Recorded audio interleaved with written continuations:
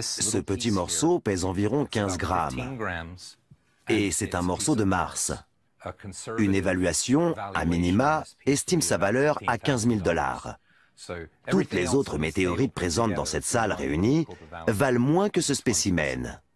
Mais c'est vrai pour beaucoup de météorites. Elles peuvent nous transmettre des informations sur la composition d'une planète voisine.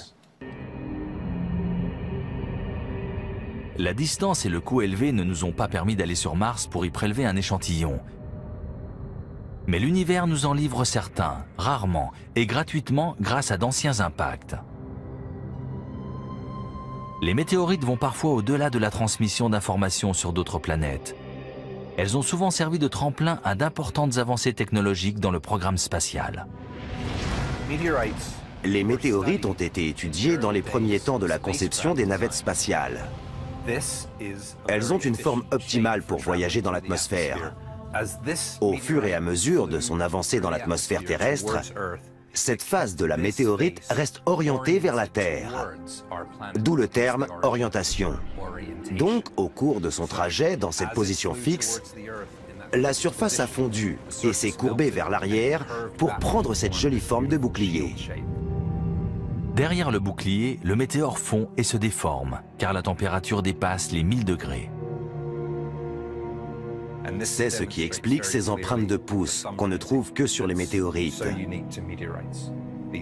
Ces petites bosses apparaissent quand la surface du météore est en fusion. C'est pourquoi les météorites, dont l'orientation est visible, ne sont pas seulement rares, mais très précieuses aux yeux des collectionneurs qui s'intéressent à leur aspect sculptural. Ce qui leur arrive pendant qu'elles traversent l'atmosphère ne se retrouve jamais sur une roche terrestre. Une roche terrestre n'aura jamais cet aspect. C'est leur traversée brûlante de l'atmosphère et la fusion qui en résulte qui crée ce qu'on pourrait décrire comme une sculpture extraterrestre. En dépit de leur attrait physique, ces sculptures de l'espace n'atteignent pas la valeur de leurs cousines martiennes ou même lunaires. Les morceaux de la Lune arrivent en deuxième position en termes de rareté et de valeur. Les cratères d'impact lunaire ont aussi fait office de base de lancement. Certains cratères sont énormes. Les impacts ont dû propulser énormément de débris lunaires dans l'espace. Et de temps à autre, un petit morceau arrive jusqu'ici.